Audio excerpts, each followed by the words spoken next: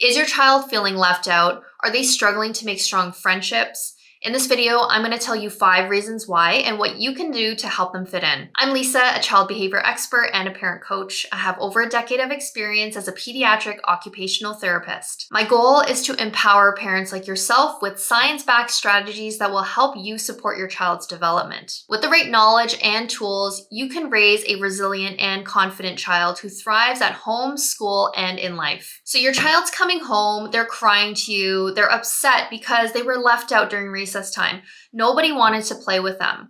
They also heard that someone's having a birthday party, but they never got the invite. This can feel extremely disheartening as a parent to see your child being left out at school and in other situations as well. You try to reassure them, telling them that it's not your fault, you can make other friends, but nothing seems to really be working. Your child is still struggling at school, really feeling isolated, and it's impacting their self-esteem and their confidence and overall mental health. As a parent, this is really hard to watch, and part of you probably wants to go up to the other kids and tell them, just include my kid when you guys are playing. Why do you have to leave him out?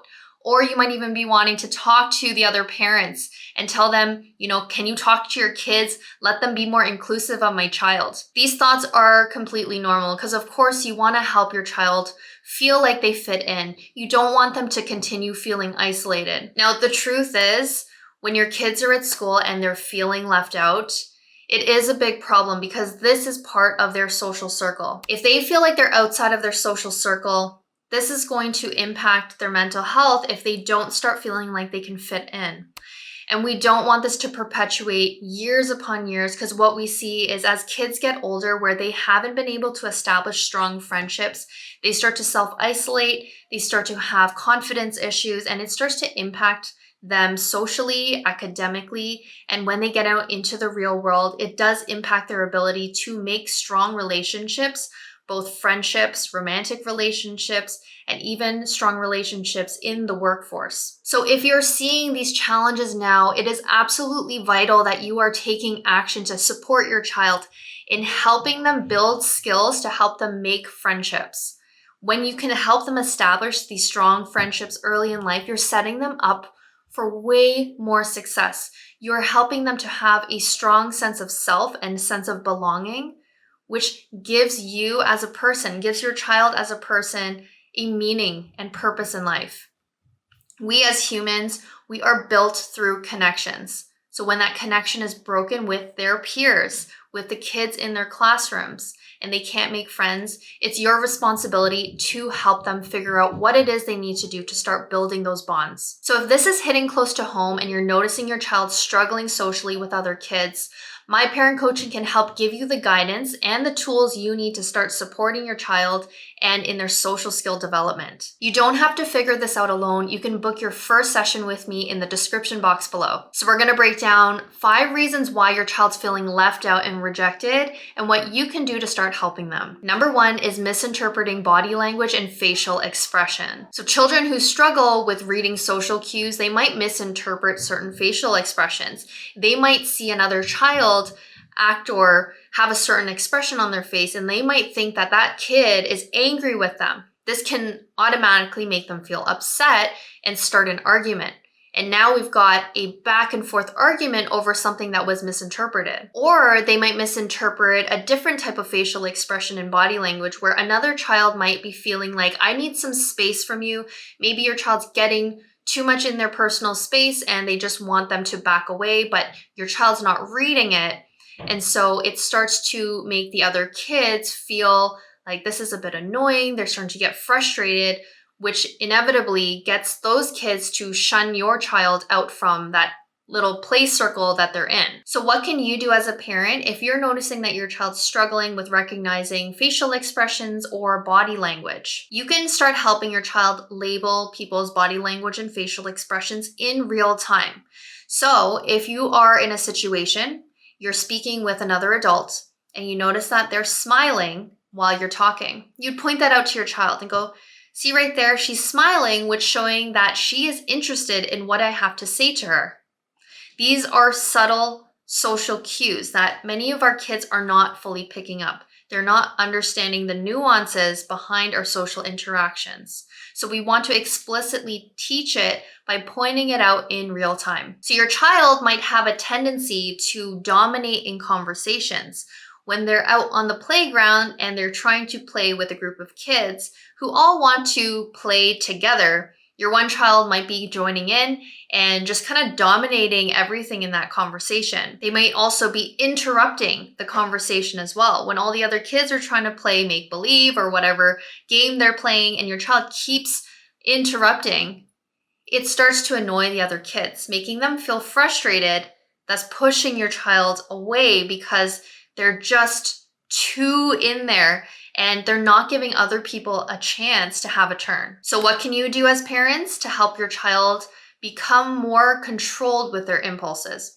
So if you are also noticing this in real time, you want to help your child to become aware of this habit that they're doing.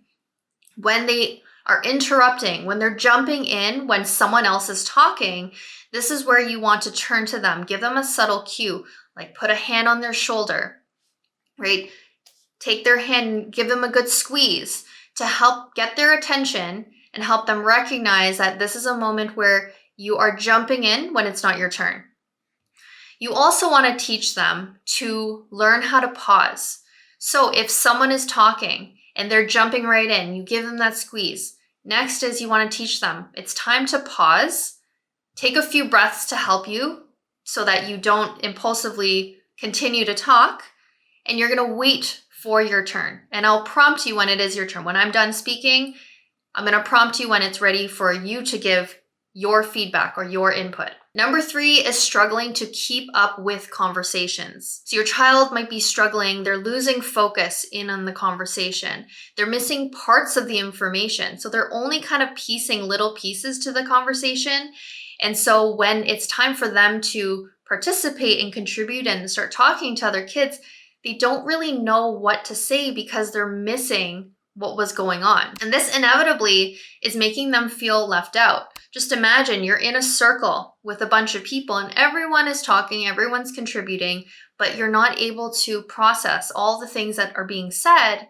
And when there's an opportunity for you to speak, you have nothing to say. You don't know what to say. Or maybe everyone's talking and you're finding it really hard to insert yourself into that conversation. So what can you do at home? You can start helping to slow down conversations. So if you're even noticing it's happening between people within your family members. So maybe it's you and your spouse and maybe you have other kids and everybody's talking and your one child has a really hard time inserting themselves in that conversation. You want to help open a window for them. Give them an opportunity to bring them in, to help them process what's going on. Slow down your conversation, fill them in with things that they might have missed, and then give them time to process and contribute what it is that they have to say. Giving them this time and practice in your own home gives them that confidence that they can also do this when they're out with peers, when they're out with other people that aren't your family. Number 4 is struggling to start conversations. So for our kids who really don't know how to insert themselves in the conversation, and they tend to just kind of be on the sidelines, meanwhile, all the other kids are kind of in the middle and they're all chit-chatting away, this is a really tough spot for your child who doesn't know how to initiate parts of that conversation. There could be a lot of social anxiety also brewing within that because they feel that they don't know how to contribute, they don't know if the other kids are going to like what they have to say, and they just have a lot of ruminating thoughts and fears that if I say something the wrong way, the other kids aren't going to like me and it's going to make them not want me to be part of their friend group even more so. And so what we see a lot is kids who do struggle with starting conversations and have that social anxiety, they tend to withdraw. They hold themselves back from even trying to interact with their peers. So what can you do as a parent to help them out? You want to start practicing different conversations that they can initiate with their friends. So really getting vulnerable with your child. And the best way to do this is to connect with them during a time when you struggle to initiate a conversation with someone. Maybe it was with someone new that you met, or you had bumped into an old friend and you had no idea what to say. When you can tell them personal examples, it helps them to feel less alone, and it helps to reduce some of that anxiety and fears that they have. So in the practicing that you're going to do, you want to do this, during times when maybe you're in the car on their way home from school. It could be, after dinner, you're going to take some allotted time where you're going to do some role playing together, and you're going to talk it out with them. Teach them that, if you're with your friend and there's some silence there, what's some conversation starters that we can say? Maybe just think about the things that you two have in common. Maybe you guys both like a certain video game, or there's a certain event or, concert or celebrity that you're really looking forward to that that they like. And that could be a place of interest that you both have where you can start that conversation. Giving your kid these ideas of interest, find the similar interest, or find an event that both of you might be doing, or find something that happened at school in the classroom. When you help give your kids these cues to think about, it's something that they can pull on in the moment when they are trying to actually interact with another student. Number 5 is struggling to adapt when other kids want to do something else. So for kids who are less flexible, who really like to have things done their way, when other kids, maybe they want to play a certain game, but your child wants to play a different game and they're struggling to adapt, this can cause them to feel very upset, very frustrated, and start an argument with those other kids. And naturally, those kids are going to feel like, well, I don't want to play with that kid because they're not willing to adapt to what we want to do. And so naturally, they're going to split ways. So teaching your kids that we have to learn how to adapt to different changes. We have to listen to what other people also want as well. It's not just about us. And of course, things need to be vice versa. And we want to find friends who are willing to adapt in your way as well. It's a mutual friendship where both of you guys are going to try to do the things that both of you want. So what can you do as a parent? Number 1 is to model that behavior. So in your family, maybe it is Friday and you guys always have pizza, but your family decided, you know what, I think maybe we're going to do burgers. But you were like, man, I was looking forward to that pizza. But you know what, if everyone else wants burgers tonight, I'm good with that. When you model that type of behavior, show your adaptability to different situations, your child will notice that. When you model these things, your kids pick up on it, and they will eventually learn how to mirror those behaviors themselves. The next thing you want to do is to praise any times they are flexible. If you notice that they were adaptable, that they made a compromise, you want to make that known.